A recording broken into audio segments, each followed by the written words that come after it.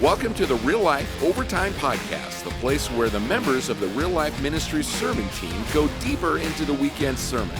Watch them as they unpack, unfold, and unravel the weekend sermon like never before. So fasten your seatbelts, hit play, and join us for Real Life Overtime, where every episode is an adventure and this sermon doesn't end on Sunday. Hello, Real Life Ministries. Welcome to the Overtime Podcast. And as you know, we're one church in 4 locations, and about once a series, 4 or 5 weeks, somewhere around there, we preach a sermon from the from the Post Falls campus that is then video streamed out to all 4 campuses, or 3 other campuses. And so this series just began. It's called UnBelievable, and it was week 1, and we were talking about the existence of God. And we were talking about how whether you're a naturalist, meaning it's sort of a closed system, there's no supernatural, there's just the natural world. The naturalist view is everything comes from within the box and happens randomly, accidentally by the laws of nature. And we were talking about how we believe that is a faith. And then there's theism, which is also a faith. And so it's faith versus faith, and which one makes more sense? And I made it clear that for me, faith doesn't mean blind faith. I just jump without any evidence that there's something to jump to. No, I think there's plenty of evidence that then I have to make a step of faith based on good evidence into the realm where I can't reproduce it. I can't empirically sort of re-engineer it. I can't see it happen in front of me. There's certain things in events that I can't reproduce, and it can't be reproduced in front of me right now. So I have to take it by faith that certain things fit the world we live in. The story itself is true based on good evidence, based on good witnesses, based on some reproducible experimentation. So what we're talking about is which faith, naturalism or theism, best explains the evidence. And so I actually talked about 4 reasons I believe in that there's a God, and I place my trust in theism, the God of the Bible, versus naturalism. And the 4 sort of scientific facts where the universe itself comes into existence. It's not eternal. The Hubble telescope proves that there was a beginning. And when you're talking about causality, anything that comes into existence has to have had a cause. For the universe, for some time, people thought it was eternal. Therefore, there was no need for supernatural. Just time, space, energy over time could do sort of miraculous things, but with the understanding that the universe came into existence, now we have to figure out what's the best explanation for that. Genesis 1 says in the beginning, God, He pre-existed. He's spaceless, timeless. He's not matter. He created the heavens and the earth, space, time, energy. And as you walk through the book of Genesis, God created the world. He then created He shaped the universe, then He shaped the world, then He shaped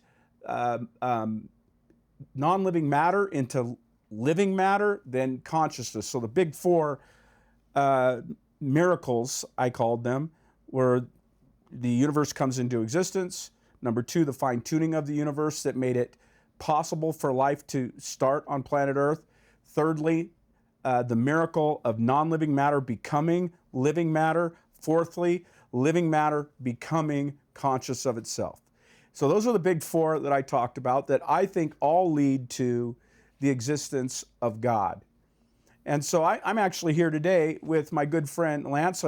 Normally, we have the pastors from the other churches, campuses here, and since they didn't preach it, they've got other things to do to get ready for this week. And I lured my good friend Lance, our communications director. We've done a mini podcast together. I got you to come in and have a conversation to get our life groups ready for their small groups, but also to give some more information or discussion about what we talked about. Yeah, and as you know, I'm easily tricked, and so therefore I'm here. But I do like this topic. There's a lot of different ways that we could talk about Christian evidences and apologetics, but this topic that you had for the sermon is just under the umbrella of, I would say, the universe. I would say creation, and that kind of genre, the beginning, right? Right. So I'm wondering, you know, we grew up, you and I in our age group, grew up in a time where evolution was taught, you know, before it was just creation, then evolution, and now evolution. When we were kids, evolution was the norm in science class, and kind of the macroevolution. Yes. The from an amoeba all the way to all forms of life. Yeah. Yes, and even though it seems like a big jump, but that's what we were taught. My question is, it feels like even somebody that I would consider a devout Christian might have areas that they think about the universe, creation, those kind of things, that actually is kind of a blend of those two. And so I would like to, those questions might actually be in our life groups right now. Right. So I would like to ask you a few what I of hear those. you saying, and just repeat it. Yeah. You're saying that it's possible for people to believe in macroevolution as a Christian. Mm-hmm. But rather than the evolution that they teach in the secular world, it's that there's a God who rather than undirected random accidental processes, he used the process of evolution. He directed it. So evolution was directed process. We call it theistic evolution, and that's how we got life itself on planet Earth. That's exactly right. Okay. I think we blend things that don't necessarily need blended. For instance, the actual 7 days. If I said 7 days, because one day is like 1,000 years, so therefore was it actually 7 days? What would your response to that be? You're looking at Genesis. There was a evening and a morning, right? Day one. The Hebrew word there is for a literal 24-hour period of time, but there are times where it can be used in a different way. And then you're talking about the New Testament passage that says God's not slow, as some think about slowness. He's waiting to return. A day is as 1,000 years to the Lord. So you're blending these two concepts together to make it possible for sort of an old earth idea that God wasn't actually dealing with literal days. He was dealing with epochs of time. And so he did it over millions and billions of years. And so it's a way sort of to have a Christian not feel like they're silly or ignorant to the secular world.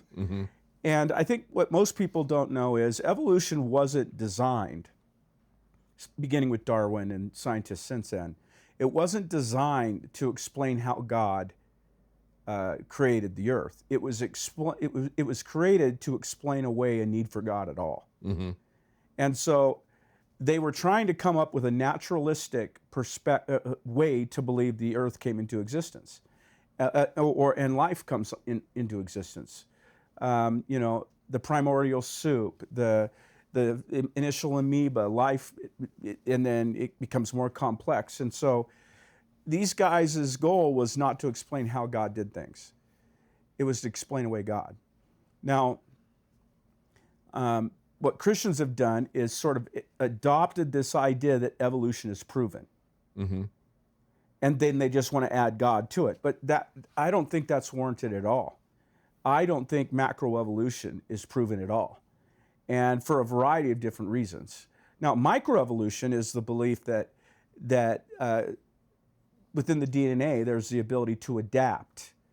A dog can become a variety of different species of dogs, right? Or you've got your Chihuahuas, you've got your wolf, right? DNA can actually change, adapt at the small sort of levels. Macroevolution is the belief that the amoeba could grow into a fish, could grow into, a lizard, could grow into a bird, right? And there are a lot of scientists who don't believe that. The whole transitional forms, if that were to be true, there would be transitional forms all over the place. Is that why that early on, I remember as a little kid reading a book about dinosaurs and it said like 400 million or something like that. I mean, that's a long time. Is that why secular people have tried to extend it? Because it's like, well, we don't see a gap of time where we see this evolution that we're talking about. That's part of it. However, if we go a million, we're just upping the chances, so maybe there's a potential. Right. The longer it is, the higher the potential. They don't see non-living matter becoming living. And we can't reproduce that. So they add time to the equation. If you had enough time, these things could happen. And there's all kinds of analogies. You could, it's like if you give monkeys typing on a typewriter, there's this old analogy. How long would it take them, if they were given enough time, to come up with a Shakespeare novel? You could put as much time as you want into this. Doesn't matter. That's irrelevant. The second law of thermodynamics says that things left to themselves don't wind up, they wind down. They don't become more complex. They actually, achieve energy death. They actually wind down, left to themselves. That's the law of thermodynamics says left to itself it goes from higher level to lower level. Now, when you get involved, you can actually take knowledge from the last generation and build upon it. When you bring intellect into it, intelligence into it. And so what they're trying to do is say, given enough time, the simple will become complex. And it will go through, life itself will not stay within parameters. It will actually break parameters to be, one thing will become something else, and on it goes. And so they are sort of coming up with a mechanism, and they'll use things like, they've come up with all these sort of transitional forms, Piltdown Man, different sort of Neanderthals, different kinds of things. And they actually get little pieces of skull and then, computer generate whole, the stuff they do to come up with their versions of things. And there's so many scientists who have just gone, And then, there's great scientists like Michael Behe, who has come up with what's called the irreducible complexity of a cell, or a part of a cell. And evolution, Darwin himself said, if you don't find the transitional forms between one thing to the next, then evolution collapses on itself. And so what irreducible complexity says is that there are certain components that have to be there for life. You have to go from one thing to the next immediately, all at once, multiple factors all at once. It can't develop over time. If you don't start with it in the beginning, it dies. It doesn't continue on. And so there's all kinds of reasons why I don't believe in macroevolution. And then you've got the carbon dating, the different kinds of dating they do based on radioactivity. And the problem with that is there are all kinds of things that can impact radioactivity. Water can impact radioactivity. And so you are basing these things on inexact sciences, a lot of conjecture, a lot of presuppositionalism, all starting with the idea that there has to be a naturalistic explanation. intelligence can't be involved in the process. Outside, it has to be a closed system. So you're saying this has to happen by itself, and that's not where the evidence leads. And then, I think it was Thursday, somebody came up to me and said, well, Jim, what do you do with if you're going to believe that God created the earth in 6 days and rested on the seventh? How do you deal with the universe where it takes millions of years for the light from a star to reach planet Earth? And so it must be millions and billions and trillions of years, right?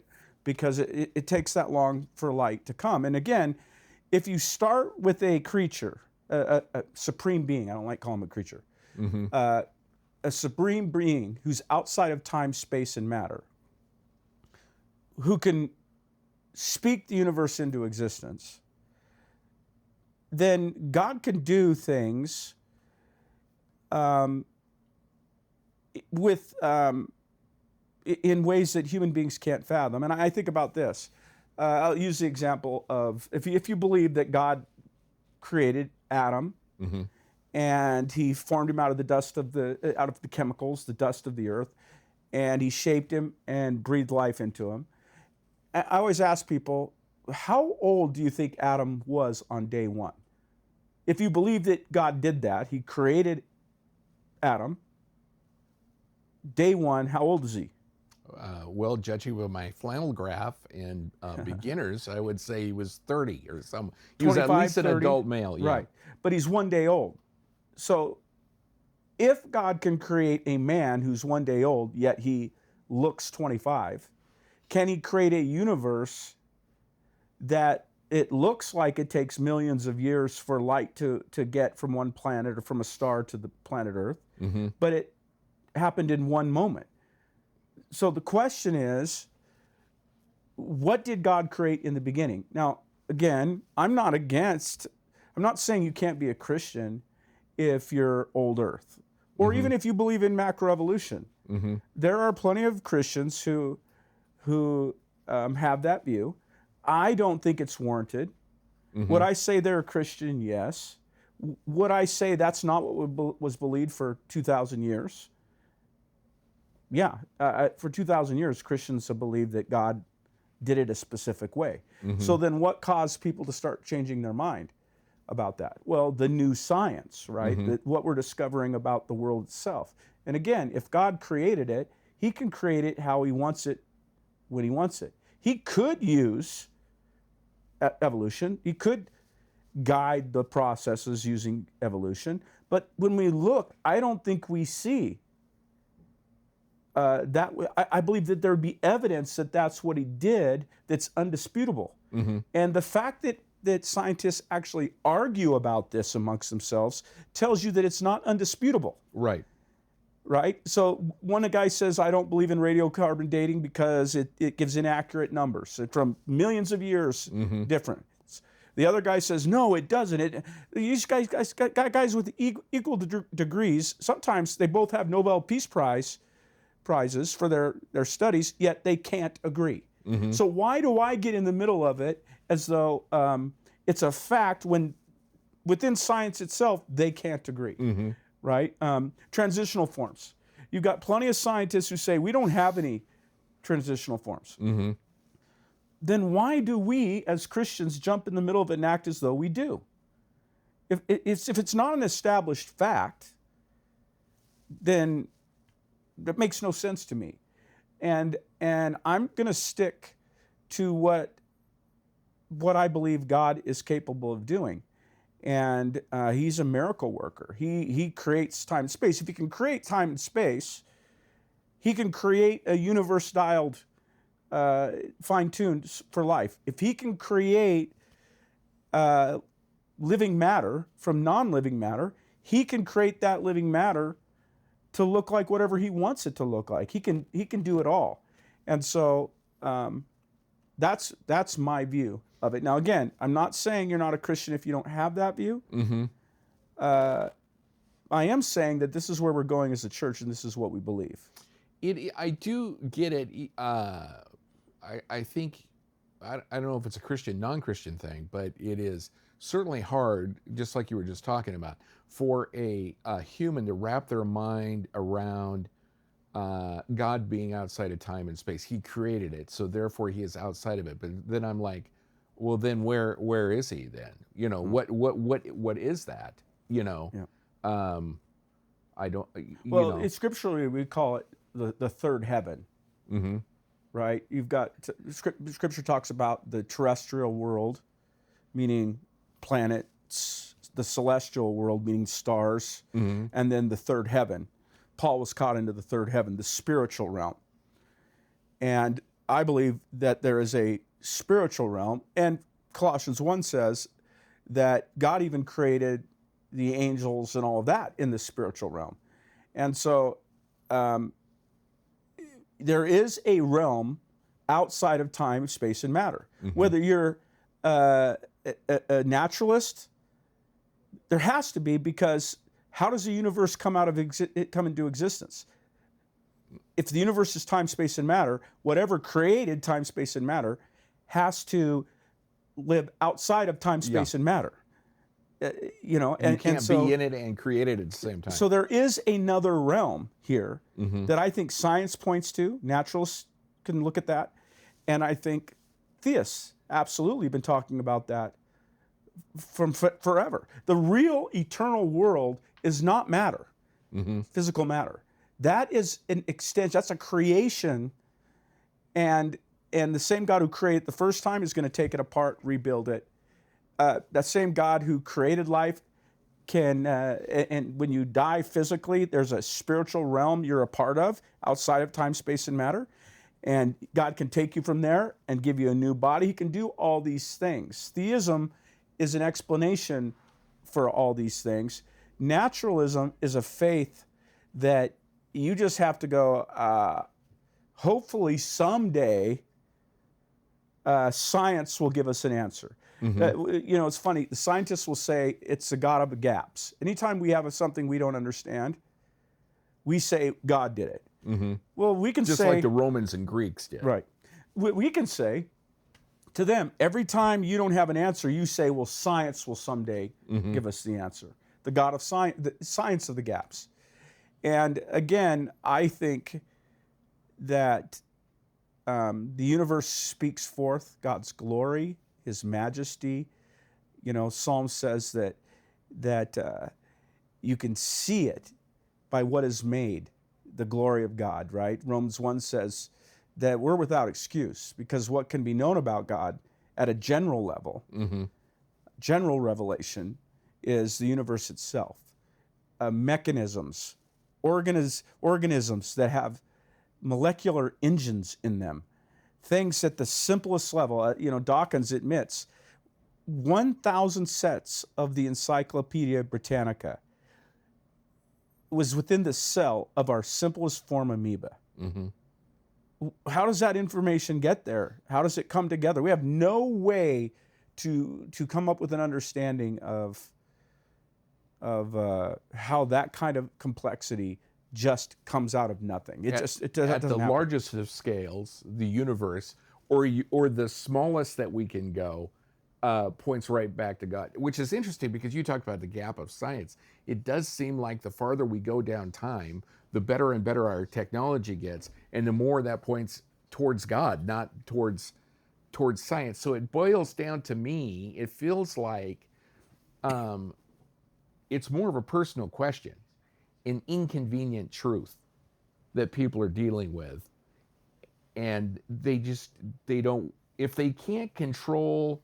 And I can see a scientist, because it's like, my job is to get answers. And when they find the answer is, there has to be something there that I can't control, know, or do, or there is something that's bigger than I am created. Yeah. That's an inconvenient truth. And I think people get stuck there. Well, if there's a creator, he gets to set the terms. That's always been the problem from the garden on. Right? And, you know, I will say this. Most people I know that have a problem believing in God don't have a problem for scientific reasons, although they will try to figure out a way to create support for their view by hand-picking or cherry-picking things out of science. And when I say science, I mean the views of scientists. Usually they've had some experience that's very painful, something that's happened they don't understand. And they're like, okay, how could there be a God who allows this? Sometimes they'll believe in a deistic God who sets all the conditions up, but then he just lets it run by itself. And the reason he doesn't get involved is we're insignificant. He's so big. He started it. He thought it was a good idea, but he's not going to really get involved. He doesn't really care. Or the God of the Bible, a good, all-knowing, all-powerful, outside of time, space, conscious. There can't be that God, because if there was, he wouldn't allow Hitler or sexual abuse or and those questions right there are painful. They come from painful experiences. And I think the Bible actually answers the question about how this could happen. God chose to build people a universe knowing that he was going to give us the ability to be free will, conscious, relational people. And he knew that it's one thing, it's like when I tell my kids growing up, you need to do this, this, and this, because that, and that's going to happen. And you get to the stage where you're like, I haven't seen that happen. How do I know that would happen? You know, I want to do what I want to do. Why does he get to be in charge? I'm an adult like he is, sort of a thing. And then I believe God allows the world to go its way for the same reasons that the prodigal son story exists. The father allowed the kid to take his possessions and go into a far country. Not because he hated the kid, but he was hoping that the kid would experience all of his own choices and come to the understanding that everything that the father had said was for his good. He was right. And the son came back and found out something different about his father. First, he found out he was right. He found out that you know, the father was good in that sense, but he found out something new about God when he came back and said, I'm not worthy to be your son. Can I be a slave? And God said, no, put a ring on his finger. The story reveals a God who is right, a God who lets us go out and choose in hopes that we'll come to our senses and come home. And then we find out something new about God that we maybe didn't understand before. He is a good, loving God who allows this to continue in hopes that we'll come back. And then he went beyond that. The prodigal son story only doesn't go as far as I think God went. God allowed the son to go out into a far country. But the story of our God is a God who left his home to go out to the far country and say, come home. In Christ, God so loved the world that he sent his son into the world to deliver a message to us in person. Come home. Come with me. I will bring you to the Father. I came here for that purpose, to bridge the gap so that you could understand I was right, I'm powerful, I am intelligent, I am those things, but I also love you and I want you no matter what you've done. And so while we're on planet Earth, there's things that the Bible is very clear that God says he's going to allow to happen. And it started in the garden. There was a devil, there was free will, there were consequences, and God told us what they were. We didn't believe him. And God holds the world together, and he's continuing on. And he waits to return. Someday he is going to return. The one who created the world will, last time he flooded it, now he's going to burn it up and recreate it. And those who said yes to him are going to be repopulated on a new heaven and a new earth with God walking with us, God the Son walking with us, as it was intended in the garden. God walked with man in the garden until sin. That's going to be restored for all those who have decided God's right and he's good. And that's the way it's going to end up. The God who can create it can recreate it. And the God who's outside of time, space, and matter is working even now. And he's He's involved. When we don't see it directly, we don't understand it. We frail human beings, we limited human beings think because we can't see it, it's all there is. So he must not be there. He must not care. So this is sort of what we're doing in this series. We're going to be talking about the soul. We're going to be talking about the resurrection, the Bible itself, eternity. We're going to be talking about this timeless, spaceless sort of understanding of the universe and or of everything. And it's funny, I don't remember who it was. I think it was Hawking who wrote The Story of Everything or something along those lines. Oh, yeah. And he became an unbeliever and because of the disease and stuff that he had. And so he tried to come up with a theory of everything. That's what it was. Theory of everything, and that's right. we have a hope better in that the one who wrote our understanding of everything, he rose from the dead. Richard Dawkins, Hawking, these guys, they're still in the grave. And so I'm looking forward to this series.